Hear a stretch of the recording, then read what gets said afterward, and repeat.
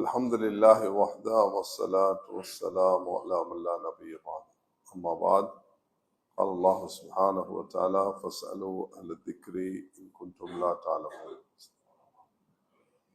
கணியத்துக்கும் மதிப்புக்கும் உரிய அல்லாஹ்வின் நல்லடியார்களே, அன்பு சகோதரர்களே, சகோதரிகளே, தாய்மார்களே, ரமதானுடைய இந்த முதல் நோன்பில் இருக்கக்கூடிய நாம் 1445 ஹிஜ்ரி சுமார் இந்த அளவு காலம் என்ற நோன்பு கடுமையாக்கப்பட்டது ஷாபான் மாதம் ஹிஜ்ரி 2ஆம் வருடத்தில். அப்ப ஹிஜ்ரி 2ஆம் வருடம் இந்த கடுமையாக்கப்பட்ட இதை தொடர்ச்சியாக ரசூல் ஸல்லல்லாஹு அலைஹி வஸல்லம் அவர்கள் தன்னுடைய வாழ்நாள்ல தான் இந்த கடமையை நிறைவேற்றினார். நபி அவர்கள் தனக்கு கடமையாக்கப்பட்ட ஒவ்வொரு அமலையும் தான் செய்வதோட மற்றவர்களுக்கும் நபி அவர்கள் செய்யும் முறையை கற்றுக் கொடுத்து அது சரியாக செய்கிறார்களா என்பதை தன்னுடைய நபித்துவத்தின் 23 வருஷத்துல நபி அவர்கள் செய்திருக்கிறார். இதுதான் ஒரு விசேஷ தன்மை. தொழுற முரண்டா சல்லு கமார் ஐத்து மூணு யுசல்லி, நீங்க என்ன எப்படி தொழுறதை கண்டீங்களோ அது போல தொழுங்க. ஒருவர் அவசர அவசரமாக தொழுகிறார், இங்க வாங்க வாப்பா ஃபஸல்லி ஃபஇன்னக லம் துஸல்லி, உங்களோட தொழுகை ஏற்றுக்கொள்ளப்பட மாட்டாது, நீங்க அவசர அவசரமாக தொழுகையை நடத்துறீங்க என்று சொல்றார். ஒரு சஹாபி ஜகாத் கொடுக்கிறார். அவர் கொடுக்கிற விதத்தை பார்த்தா அவர் எல்லாத்தையுமே தூக்கி கொடுக்கிறார். தனக்குன்னு ஒன்று வச்சு கொள்றது இல்லை. தான் உடுக்கிறதும் தான் வசிக்கிறத தவிர மற்ற எல்லாத்தையும் தூக்கி கொடுத்துருவார். அவருடைய எண்ணத்துல வந்துச்சு ஜகாத்துன்னா எல்லாத்தையும் கொடுத்துரும். சஹாபாக்கள் அதுக்கு விளக்கம் கொடுக்கும் பொழுது ஜகாத் என்பது இந்த அளவு நிர்ணயிக்கப்பட்டதுதான் என்பதை சஹாபாக்கள் அடையாளப்படுத்தினார்கள். நோன்பு பிடிக்கக்கூடிய நேரம், நோன்பு விடக்கூடிய நேரம் எப்படி அமையணும் என்பதை ரசூலுல்லாஹி அலைஹி வஸல்லம் தான் நோன்பு பிடிச்சு அதை எப்படி நோன்பு திறக்கணும், எப்படி நோன்பு விடணும், எப்படி நோன்பு ஆரம்பிக்கணும் என்ற இந்த விஷயங்களை தெளிவுபடுத்தினார். ஹஜ் என்று சொல்லக்கூடிய நேரத்துல ஹுசு அன்னி மனாசிக்கும், என்னிடத்துல ஹஜ்ஜுடைய கடமைகளை நீங்க சரியாக புரிஞ்சு கற்றுக்கொள்ளுங்க என்று நபி அவர்கள் கற்றுத்தந்தார். அதனால கண்ணியமானவர்களே, இந்த தீன்ல ஆக சிறப்பான ஒரு பகுதி தான் லகத் கான லக்கும் ஃபி ரசூலில்லாஹி உஸ்வத்துன் ஹஸனா, நபி அவர்களுடைய வாழ்க்கையில அழகான முன்மாதிரி என்று அல்லாஹ் தஆலா குர்ஆன்ல மிக தெளிவாக சொல்லியிருக்கிறார். அப்ப நபி அவர்கள் விசுவாசம் சம்பந்தப்பட்ட விஷயங்கள்ல தெளிவு, வணக்க வழிபாடுகள்ல தெளிவுபடுத்தியிருக்கிறார். குடும்ப வாழ்க்கையில, தனிப்பட்ட வாழ்க்கையில தெளிவுபடுத்தியிருக்கிறார். குடுக்கல் வாங்கல்ல தெளிவுபடுத்தியிருக்கிறார். பண்பு ரீதியான விஷயங்கள்லையும் தெளிவுபடுத்தியிருக்கிறார்கள். அதே நேரம் ஒரு நாடு, அது இஸ்லாமிய நாடாக இருக்கலாம், சிறுபான்மையாக வாழக்கூடிய முஸ்லிம்கள் நாடாக இருக்கலாம், முஸ்லிம்கள் சிறுபான்மையாக வாழக்கூடிய நாடுகளாக இருக்கலாம், அங்கு சட்டங்கள் எப்படி வகுக்கப்படணும் என்பதை கூட நபி அவர்கள் தந்திருக்கிறார். மதீனா முனவ்வரா அதுல முஸ்லிம்கள் அந்நியர்களோடு வாழும் பொழுது எப்படி ஒரு ஸ்டேட், அது multi religious, multi cultural, multi ethnic, பல மதங்கள், பல கொள்கைகள், பல பாஷைகள், பல கலாச்சாரங்கள் கொண்ட மக்கள் எப்படி வாழணும் என்பதை நபி அவர்கள் தொகுத்து காண்பித்தார். அல்ஹம்துலில்லாஹ். அந்த வகையில அல்லாஹ் தஆலா நமக்கு நோன்பு கடமையாக்கி இருக்கிறான். நோன்புடைய அமல்களை எப்படி செய்யணும் என்பதை நபி அவர்கள் காட்சி தந்திருக்கிறார். நான் இதை எதுக்காக நேரத்தோட இந்த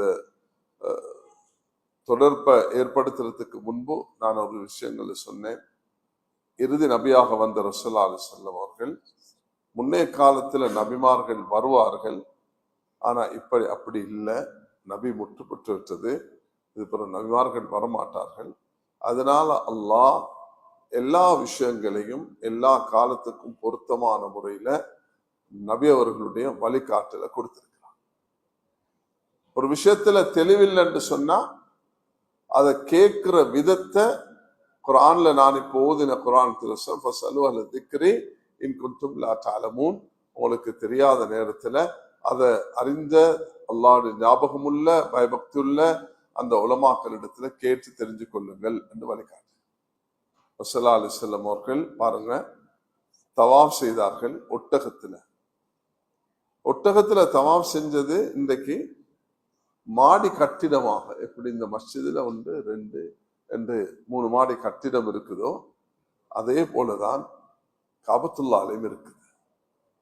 அப்ப நபியவங்க நிலத்துல தரையில ஒட்டகத்துல தவாப் செய்யாம அப்படி தவாப் செஞ்சிருந்தா ஒரு கேள்வி வந்திருக்கும், இன்றைக்கு முதல் 2வது மாடியில எப்படி செய்யலாம்?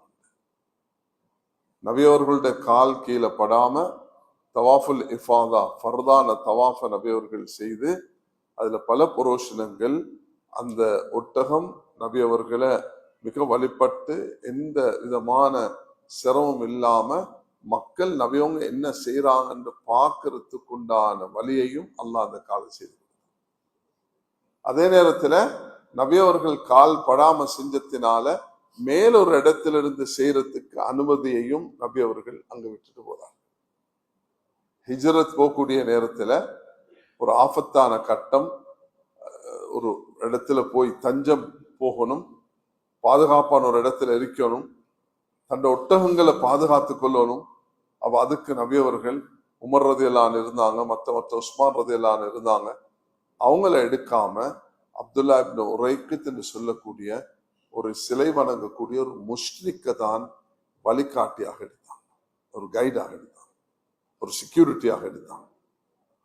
அப்ப என்ன, ஒட்டகம் நபியவங்க குகையில் இருந்தாலும் அல்லாஹ் பாதுகாப்பான். ஆனா சபபுக்காக நபியவர்கள் எப்பொழுதுமே உன் ஒட்டகத்தை கட்டிவை, அல்லாஹ்வின் மீது நம்பிக்கை வைன்னு சொன்னார்.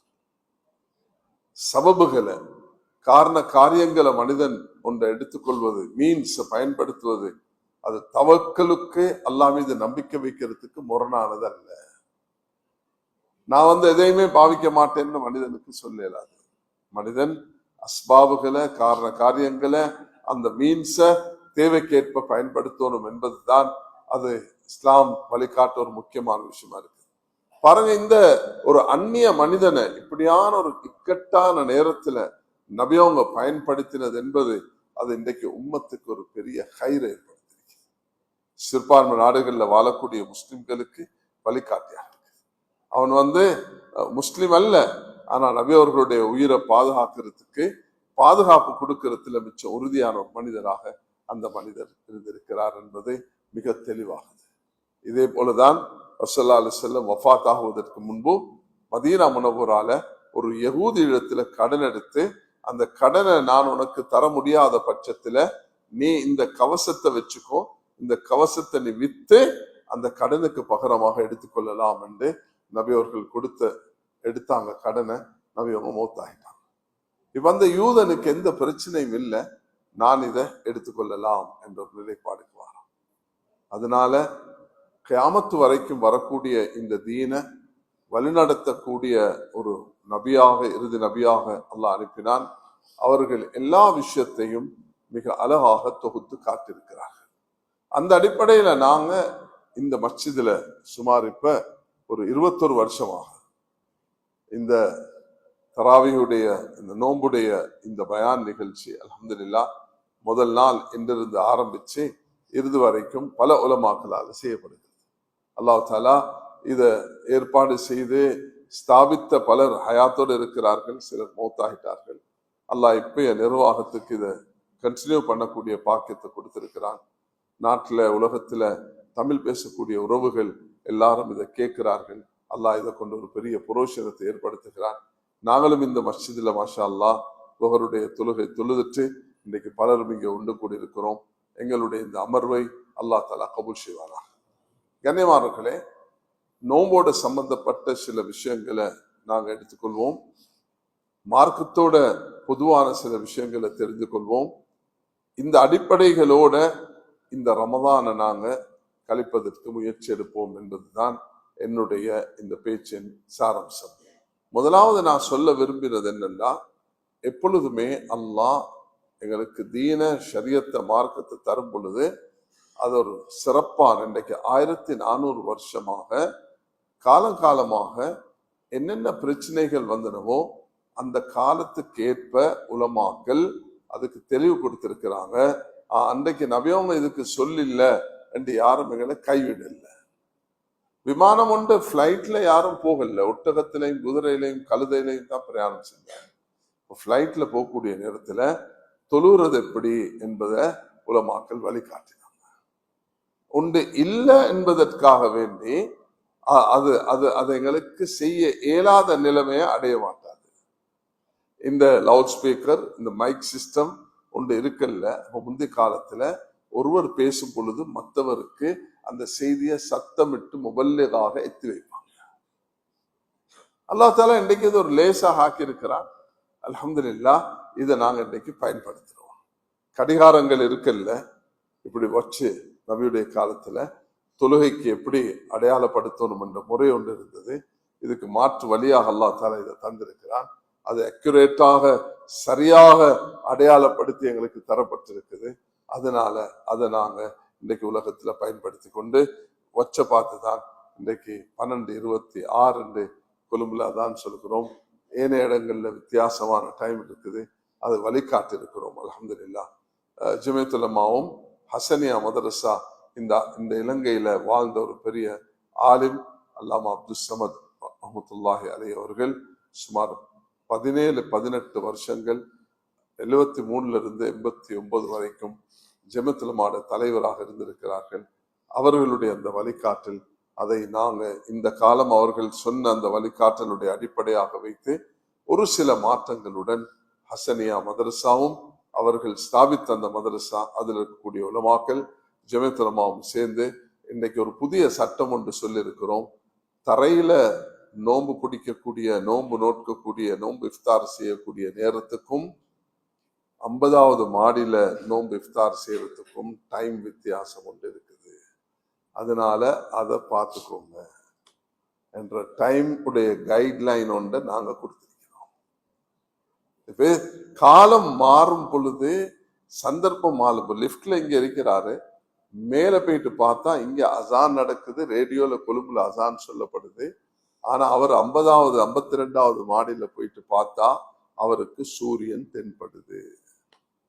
அப்ப அவர் இஃப்தார் செய்யக்கூடாது. அது மறையும் வரைக்கும் அது எப்படி இத்தனை வினாடிகள் என்றதை நாங்க அடையாளப்படுத்தி காட்டிருக்கிறோம். அது நீங்க உங்களோட QR கோடாலையும் அதை நீங்க பெற்றுக்கொள்ளலாம், வெப்சைட் ஊடாகவும் பெற்றுக்கொள்ளலாம். இது உயர்ந்த மாடிகள், கொல்பிட்டிலே மாடி 606க்கு மேல போனீங்கன்னா அதுல அங்க இங்கிட்டு சங்கரீலாக்கு மேல போனீங்கன்னா இப்படிதான் இந்த பகுதிகளில் இப்படி கட்டிடங்கள் வந்திருக்குது. அப்ப நோம்பு திறக்கக்குள்ள இங்க அசான வச்சு அவர் நோம்பு திறக்க கூடாது. அவருக்குள்ள அந்த அக்யூரேட் டைம் கொடுக்கப்பட்டிருக்குது, அதை பார்த்து தான் அவர் செய்யக்கொள்ளணும். ஏன்னா மேல போகக்கூடிய நேரத்துல இன்னும் சூரியன் தென்பட்டு கொண்டிருக்கு.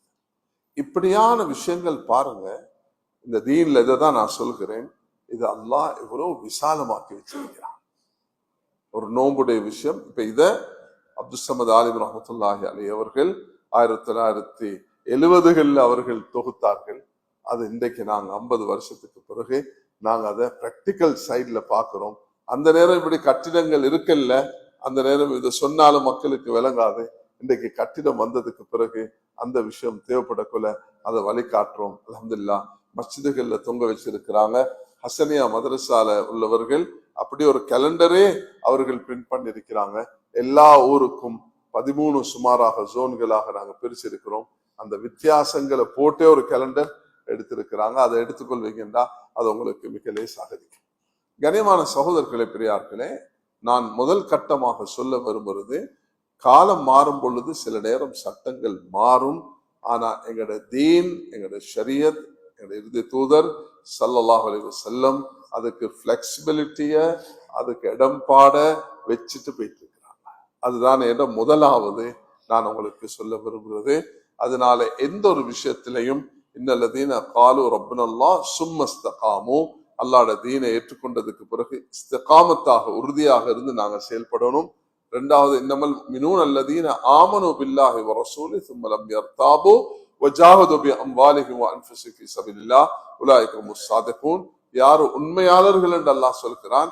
இன்னமல் முஃமினூன், மூமின்கள், அல்லதீன ஆமனு பில்லாஹி வ ரசூலி, அல்லாஹ் ரசூல் மீது ஈமான் கொண்டு, சும்ம லம் யர்தாபு, என்ற சந்தேகம் இல்லாமல், ஜாஹது பி அம்வாலிஹிம் வ அன்ஃபுஸிஹிம் ஃபீ ஸபீலில்லாஹ், உடலாலும் பொருளாலும் அல்லாஹ்வுடைய பாதையில பாடுபடக்கூடியவர்கள், அவர்கள் தான் உண்மையாளர்கள் என்று அல்லாஹ் தஆலா சொல்கிறார். அதனால எந்த ஒரு விஷயத்திலையும் சந்தேகம் தேவையில்லை.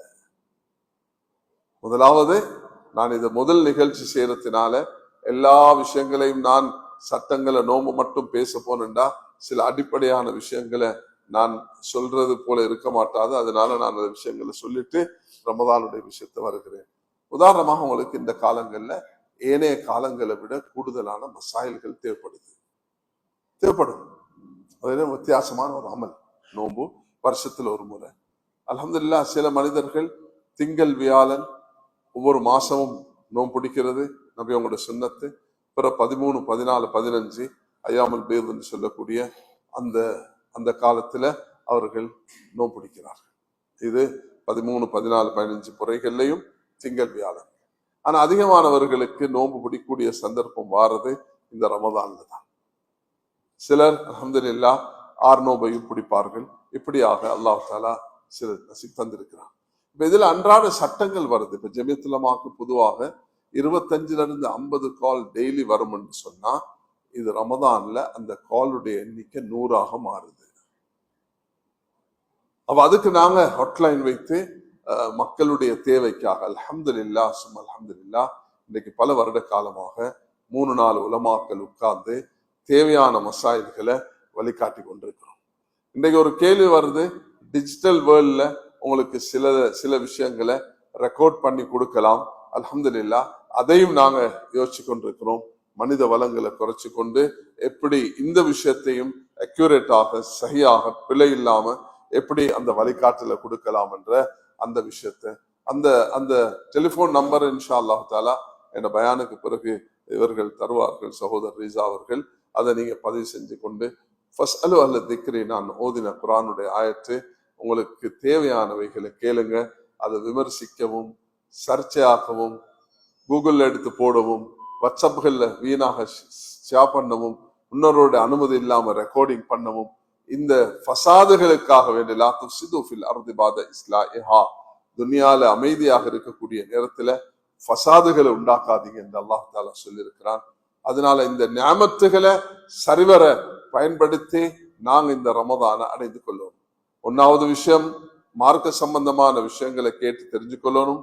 அல்லாஹு தாலா இந்த நாட்டுல 10,000க்கும் மேற்பட்ட உலமாக்கள், அதுல 300 மதரசாக்கள், அதுலயும் ஃபிக்ஹுடைய ஃபத்வாவுடைய விஷயத்தை தேர்ச்சி பெற்ற முஃப்திமார்கள், அந்த மதரசாக்கள்ல ஃபிக்ஹுடைய பாடம் நடத்தக்கூடிய உலமாக்கள், பொதுவான உலமாக்கள் எல்லாரும் இருக்கிறாங்க. அல்ஹம்துலில்லாஹ் அவர்களிடத்துல கேட்கும் பொழுது பொதுவாக என்னட்ட ஒரு கேள்வி கேட்கப்பட்டா எனக்கு தெரியும்டா நான் உங்களுக்கு பதில் தருவேன், எனக்கு தெரியாதுன்னு சொன்னா நான் என்ன செய்வேன், அதை ஆய்வு செய்து பார்த்து வேற உலமாக்கள்கிட்ட மஷூரா செய்து நாங்க அந்த ஃபத்வா கொடுப்போம்.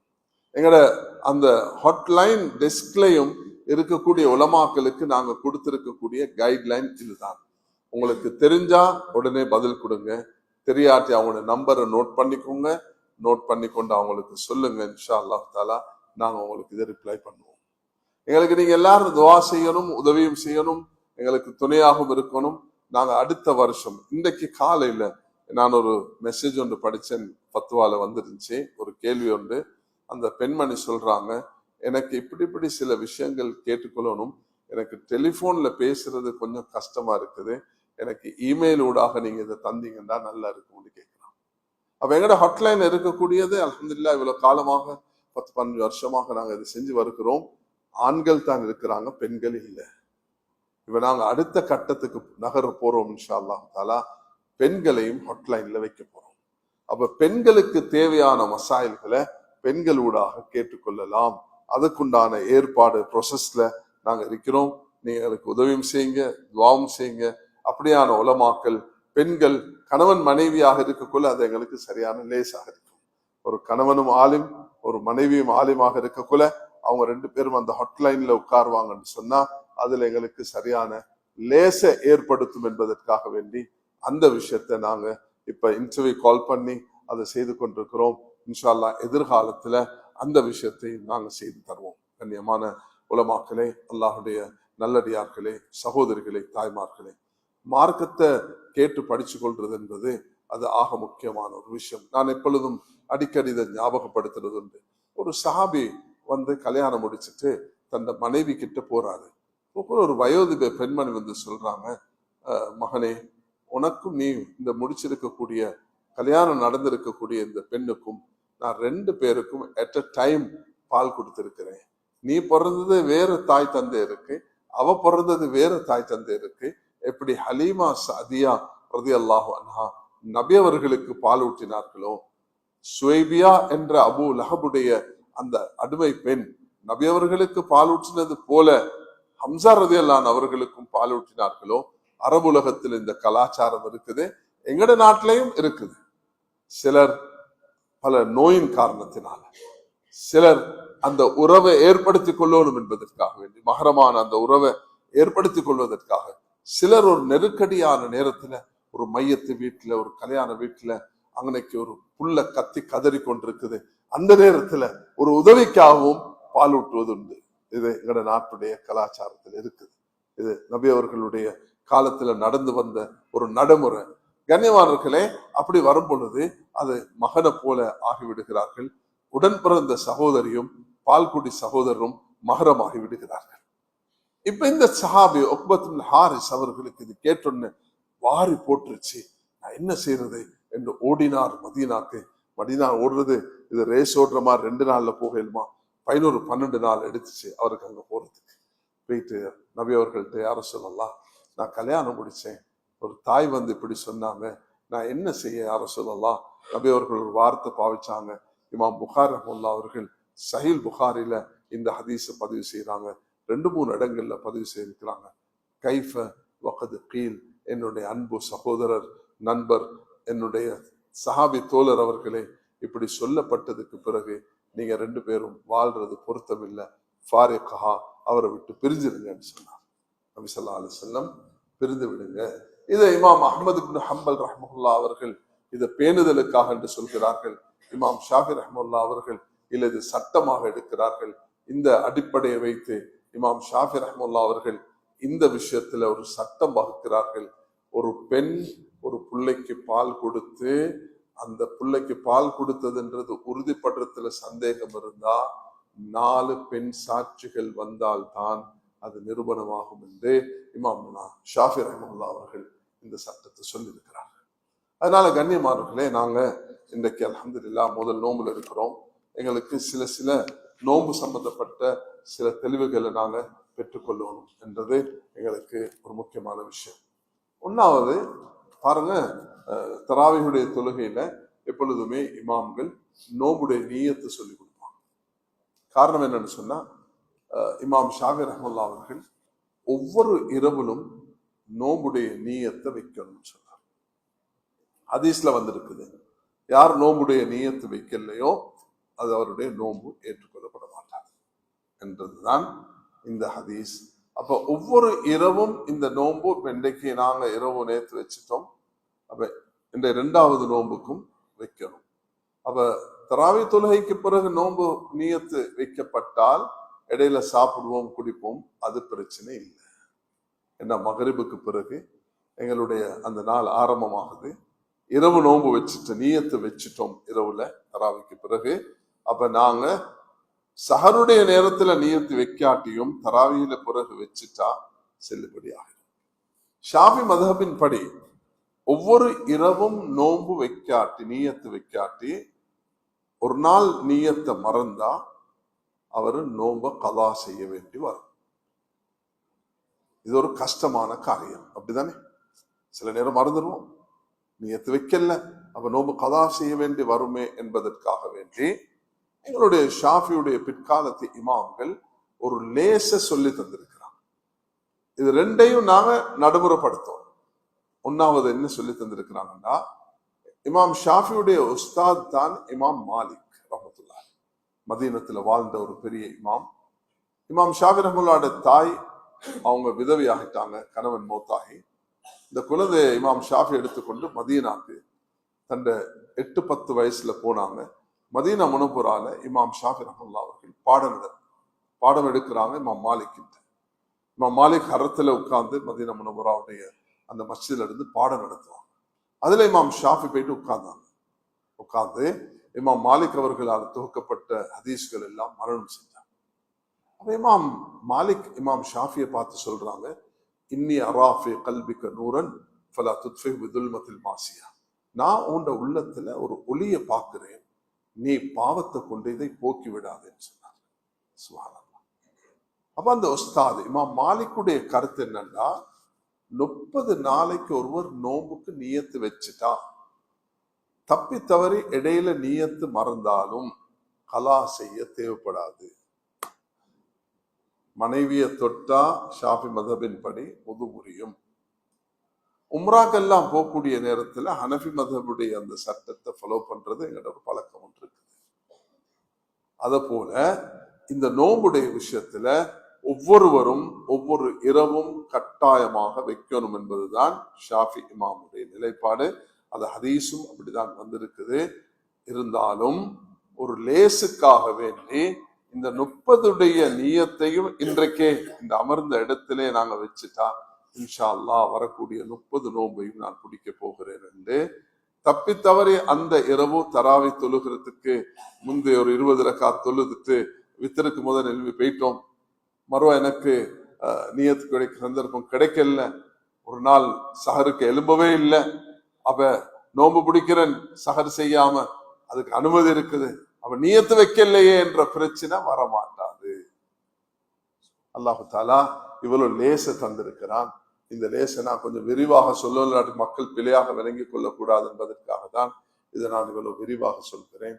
நியத்து கட்டாயம் வைங்க, அதுதான் ஷாஃபி இமாமுடைய சட்டம், அதுதான் நாங்கள் ஃபாலோ பண்றோம். ஆனால் எங்களுக்கு அல்லாஹு தாலா 4 இமாம்களும் ரஹ்மத்தானவர்கள், அவர்களை வச்சு நாங்க சில சட்டங்களை தொகுத்திருக்கிறோம். எப்படி உம்ராக்கு போகக்கூடிய ஹஜ்ஜுக்கு போகக்கூடிய நேரத்துல மனைவிய பிடிச்சு கொண்டுதான் போக வேண்டி வரும், அந்த நேரத்துல கைப்பட்டாலும் தவாஃப்ல ஒது முடிய மாட்டாது என்ற ஒரு சட்டத்தை நாங்க ஹனஃபி மதபை வச்சு வழிகாட்டி வந்திருக்கிறோம். ஹனஃபிகளும் இந்த நாட்டிலேயும் உலகத்திலேயும் இமாம் ஷாஃபியுடைய சட்டத்தை தன்னுடைய நடைமுறைக்கு ஏராளமாக எடுத்திருக்கிறாங்க. அதெல்லாம் விவரிக்கிறதுக்கு நேரம் இல்லை, நான் 2வதுக்கு வருகிறேன். மாலிக் இமாமுடைய சட்டத்தை நாங்க எடுத்திருக்கிறோம். இதே போலதான் ஒரு மனிதன் மௌத்தாகிட்டா ஜனாசா குளிப்பாட்டவும் மேலாது, தயமும் செய்ய இயலாது என்று வரக்கூடிய நேரத்துல ஹம்பலி இமாம் அவர்கள் சொல்கிறார்கள் அதுல தொழுவிக்கலாம் என்று சொல்லி. ஷாஃபிகள் ஹனஃபிகள் தொழுவிக்க இயலாது என்று சொன்னாலும், அசிலான சட்டப்படி இயலாது என்று இருந்தாலும், ஹம்பலி இமாமும் ஷாஃபிகள்ல பிற்காலத்துல வந்தவர்கள் தொழ முடியும் என்று சொன்ன காரணத்தினால அதை வச்சுதான் இந்த கோவிலுடைய காலமாக இருக்கலாம். அது இல்லாம சில ஜனாசாக்கள் எங்கள்கிட்ட வருது, அது எப்படி வருதுன்னா அதை குளிப்பாட்டவே இயலாது, தயமும் செய்ய இயலாது, அப்படியே அதுல பொலித்தின்ல இதுல ஒரு ரூபத்துல அது வருது. அப்படியான ஜனாசாக்களை தொழுவிக்க இயலுமான்னு கேட்டா ஹனஃபி இமாம் ஷாஃபி இமாம் சொல்லுவாங்க, என்ற தயமும் செய்ய இயலாட்டி எப்படி தொழுகிறது, தொழுவ இயலாது. இருந்தாலும் பிற்காலத்துல ஷாஃபி இமாம்களும் ஹம்பலி இமாம் அவர்களும் இதுக்கு அனுமதி கொடுத்திருக்கிறதுனால நாங்க ஃபத்வா இந்த வகையில கொடுக்கிறோம். பாருங்க, இந்த 2 நிலைப்பாடு இருக்குது. உங்களுக்கு அமல் செய்யறதுக்குள்ள அவகாசம், இது 2ஐயும் எடுத்து நீங்க எப்படி இஷ்டமோ செய்து கொள்ளலாம். கண்ணியமானவர்களே, இமாம்களுடைய வருக, நல்லடியார்களுடைய வருக, அல்லாஹுடைய அவுலியாக்கள் நேசர்களுடைய வருக, அது ஒரு பெரிய நியாமத். இந்த நாட்டுக்கு பிற்காலத்துல தான் ஜமாத்துகள் உருவானது.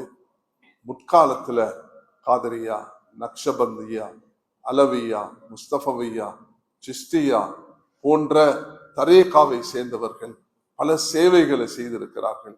அவர்கள் எப்பொழுதுமே நல்ல துஆக்களை கொண்டு, நல்ல வார்த்தைகளை கொண்டு மதிச்சு நடக்கக்கூடிய பாக்கியம் எங்களுக்கு கிடைக்கணும். யாரும் யாருக்கும் சொர்க்க நரகத்தை கொடுக்க போறது இல்லை, சொர்க்க நரகத்தை கொடுக்கக்கூடியவன் அல்லாஹ். ஆயிஷா ரலியல்லாஹு அன்ஹா அவர்கள் ஒரு சின்ன குழந்தை மௌத்தாகின நேரம் உஸ்ஃபூரு மின் அசாஃபிரில் ஜன்னா, சொர்க்கத்துடைய பறவை என்று சொன்னாங்க. நபி அவர்கள் கோவப்பட்டு, அவ கைரதாலிக்கே ஆயிஷா, வேற எதுவும் உங்களுக்கு சொல்ல இருக்குதான்னு கேட்டாங்க. நீங்க யாரு இந்த புள்ள சொர்க்க நரகம்னு சொல்றது? நீங்க என்ன மனைவியாக இருக்கலாம், பாசமுள்ள மனைவி. அல்லாஹ் எனக்கும் அல்லாஹுடைய வழிகாட்டல் மூலமாக சொன்னதுதான் நான் சொல்லுவேனே தவிர, நான் அல்லாஹ் குர்ஆன்ல தெளிவாக சொல்லிட்டான்,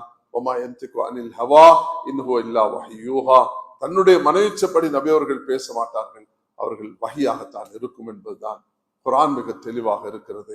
அதனால யாருக்கும் யாரை பார்த்து சொர்க்கவாதி நரகவாதி என்று சொல்றதுக்கு அனுமதி இல்ல. அது அல்லாஹ்வினால் தீர்மானிக்கப்படும். நபி அவர்களை பார்த்து கூட அபூ தாலிபுடைய விஷயத்துல குர்ஆன் இறங்கிச்சு, நபியை நீங்க இல்ல ஹிதாயத்தை கொடுக்கிறவர், அது நான் தான் என்று அல்லாஹ் தஆலா சொல்லியிருக்கிறான். கண்ணியமானவர்களே, நோம்புன்றது அது எங்களுக்கு தக்வாவை தரும், நல்ல பொறுமையை தரும், உள்ளத்துல தைரியத்தை தரும், ஒரு ஒழுக்கம் கட்டுப்பாடை தரும், அல்லாஹ்வுடைய ரஹ்மத்தை தரும், சகோதரவ அந்த உறவை தரும், உடம்பு சிஹத்தாக அது இச்சையை கட்டுப்படுத்துறதுக்குள்ள ஒரு வழியாக அமையும். ஏராளமான புரோஷனங்கள் அல்லாஹ் இதுல வச்சிருக்கிறான். இத நாங்க இஸ்லாம் ஒரு மனிதன் வயது வந்த உடனே நோம்பு கடமையாகுது, சிறார்களுக்கும் நாங்க நோம்பு நோக்கக்கூடிய அந்த வழிகாட்டல்களை தர்பியத்தை செய்து வருகிறோம்.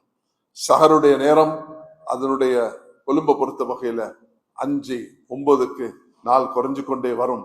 அந்த அடிப்படையில தான் சஹருடைய அந்த சாப்பாடு சாப்பிடுவது, அது பெருசாக சாப்பிடணும் என்பது அல்ல, எவ்வளவு உங்களுக்கு உடம்பு ராகத்தாக இருக்குமோ அப்படி சாப்பிட்டு கொள்வது அது ஒரு சுன்னத்தாக இருக்குது. நோம்பு சஹரை கொண்டு ஆரம்பிக்கிறது, இஃப்தாரை கொண்டு முடிகிறது. இது ரெண்டும், இஃப்தார் அந்த நேரத்துல உரிய நேரம், அந்த உரிய நேரத்துல இஃப்தார் செய்யறது அதுவும் ஒரு சுன்னத்தாக இருக்குது.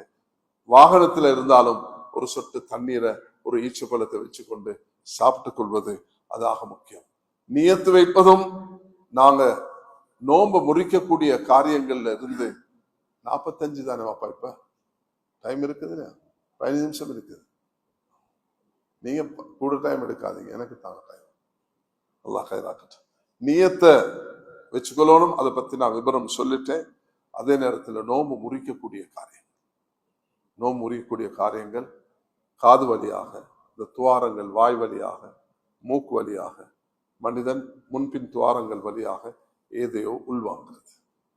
சிலருக்கு டிராப்ஸ் காதுக்கு போட வேண்டி வந்தா நோம்பு முறிச்சிடும், மூக்குக்கு நசன்ஸ் போட வேண்டி வந்தா, அதெல்லாம் அந்த நோய் உள்ளவர்கள் கஷ்டம், அல்லாஹ் எல்லாரையும் பாதுகாக்கணும். ஷஹருக்கு அந்த காரியங்களை செஞ்சு கொள்ளணும். டிராப்ஸ்களை இஃப்தாருக்கு போறோம், அந்த விஷயங்களை செய்து கொள்ளலாம். இந்த முறையில கண்ணுக்கு ஏதும் சுருமாவோ டிராப்ஸோ போட்டா நோம்பு முறிக்க மாட்டாது. மக்ரூஹான சில காரியங்கள் இருக்குது, அது மனைவியை முத்தமிடுறது, அதே நேரத்துல தேவையில்லாம ருசிச்சு சாப்பாடை பார்த்து கொண்டிருக்குது, தேவை கட்டம் வந்தா நாக்களவுல வச்சு எடுத்துட்டு சுத்தப்படுறதுக்கு அனுமதி இருக்குது. அதிகமாக தூக்கத்துல இருக்கிறது, பாவம் செய்யறா தூங்குறதுல பிரச்சனை இல்லை, தொழுகைகளை கதாக்கிடக்கூடாது. வீணாக வாய் கொப்பளிக்கிறோம் என்று கூடுதலாக போய் மனிதன் கொப்பளிக்க போனா சில நேரத்துக்கு என்ன நடக்கும், தண்ணி உள்ளுக்கு போயிடும். ஸ்விமிங் எல்லாம் தவிர்த்துக்கோங்க, ஏன்னா அதுல காதுல வாய் வழியாக மூக்கு வழியாக தண்ணீர் போறதுக்கு இடப்பாடு இருக்குது. அப்படி தண்ணியில இருக்க வேண்டினாலும் தலையை வெளியே வச்சு செல்லு கொள்ளுங்க. சஃபர் உடைய விஷயங்கள்ல சில சட்டங்கள் இருக்குது. மனிதன் எந்த கட்டத்துல நோன்பு விடலாம், நோன்பு விடக்கூடாது. பால் ஊட்டக்கூடிய தாய்மார்கள் நோன்பு பிடிக்கலாம். குழந்தைகளுக்கு பால் கொடுக்கறதுனால நோன்பு முறிய மாட்டாது. ஒரு மனிதன் நோன்பு முடிய வேண்டிய கட்டம் வந்தா, பெண்களுக்கு மாதவிடாய் வரும் பொழுது நோன்பு விட வேண்டி வரும். அவர்களுக்கு பிரசவம் ஏற்பட்டு குழந்தை கிடைச்சாலும் அதுக்குள்ள சட்டங்கள் இருக்குது. அவைகளை நீங்க உலமாக்கள் எங்களுடைய ஹாட்லைன்ல கேட்டு தெரிஞ்சு கொள்ளலாம். இதே நேரத்துல இந்த நோன்புடைய காலத்துல சில விஷயங்கள் அது தடுக்கப்பட்டவைகள் அல்ல, ஆனா மக்களுடைய பார்வையில மக்கள் சில நேரத்துக்கு அது தடுக்கப்பட்டவைகளாக கருதுறது உண்டு. ஊசி போடுறது சில நேரத்துக்கு ஒரு பெயின் கில்லர் போட வேண்டி வரும். அது நான் இப்பயும் ஒரு டாக்டர் கிட்ட கேட்டேன், அதை பத்தி இன்னும் கொஞ்சம் ஆய்வு செய்ய வேண்டி இருக்கும். எந்த ஊசி அது தடுக்கக்கூடியது என்பதை சரியான அடையாளப்படுத்த வேண்டிய தேவை இருக்குது. ஒரு இன்ஜெக்ஷன் உண்டு, ஒரு பெயினுக்காக போடுறோம், அதை கொண்டு நோம்பு முறிய மாட்டாது.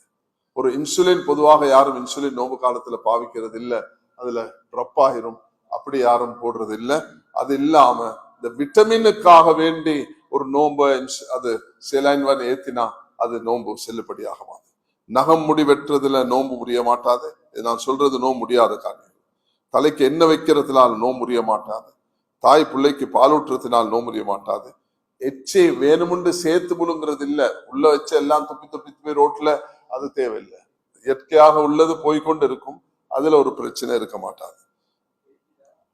மனிதன் தனக்கு கஷ்டப்படாம சத்தி எடுத்துட்டா நோம்பு முடிய மாட்டான். வேணுமுண்ட வாய கையில போட்டுக்கிட்டு நோம்பு முடிக்கிற காரியத்துல போனா, அப்படி வாந்தி எடுத்தா அது நோம்பு முறிஞ்சிடும். தூக்கத்துல சில மனிதர்கள் ஃபஜர்ல தூங்குறாங்க, நிஷ்கலிதமாகிருச்சு, அவருக்கு குளிப்பு கடமையாகிருச்சு. பாக்குறாரு சரியா ஒரு 4:50, ஒரு 10 நிமிஷம் தான் இருக்குது, சஹர் செஞ்சுக்கணும். அப்ப அந்த நிலைமையிலே அவருக்கு சஹர் செய்யலாம், நியத்தும் வைக்கலாம். ஆனால் நோம்பு அதுக்கு தடையாக மாட்டாது. ஒரு மனிதனுக்கு குளிப்பு கடுமையாக இருக்குது, அதுக்கு என்ன ரீசன்ன்றது உங்களுக்கு தெரியும். குளிப்பு கடுமையான நிலைமையில நோம்பு பிடிச்சா நோம்பு பிரச்சனை இல்லை, நோம்பு கூடும். ஆனா தொழுகைக்கு அவர் கட்டாயம் குளிச்சு கொள்ளணும். குளிப்போ கடமையோ அவர்கள், அது பெண்களுடைய விஷயத்திலையும் குளிப்பு கடமையாகிறது 2 இருக்குது. மாதவிடாய் புள்ள பேர்னால பெண்களுக்கு நோம்பே இல்லை. ஆனா அவர்களுக்கு உடலுறவின் மூலமாக குளிப்பு கடமையாக இருந்தாலும் அவர்கள் என்ன செய்யலாம், நோம்பு பிடிச்சிட்டு குளிச்சு கொள்ளலாம். அது அவருடைய தொழுகைக்கு கடமையான ஒரு விஷயம் என்பதையும், இரவில் நியத்து வைத்து பின் சுபகம் முன் மீண்டும் சாப்பிட்டாலும் நோம்பு ஒன்றும் நான் ஏற்கனவே சொல்லிட்டேன். அது போன கண்ணுக்கு மருந்து ஊற்றுறது கொண்டும் நோம்பு முறிய மாட்டாது. சில விஷயங்கள், பிற விஷயங்கள் நோம்பு முறிக்கும், பாவமாக்கும். புறம் பேசுறது, பொய் பேசுறது, இச்சையை தூண்டக்கூடிய பேச்சுகள்ல ஈடுபடுறது, அனாவசியமாக டிவிகள்ல இதுகள்ல எவ்வளோ இதுல தவிர்த்து கொண்டு இச்சையோடு ஆண் பெண்ணை, பெண் ஆணை பார்த்து அந்த கவர்ச்சியில ஈடுபடுறதையும் தவிர்த்து கொள்ளணும்.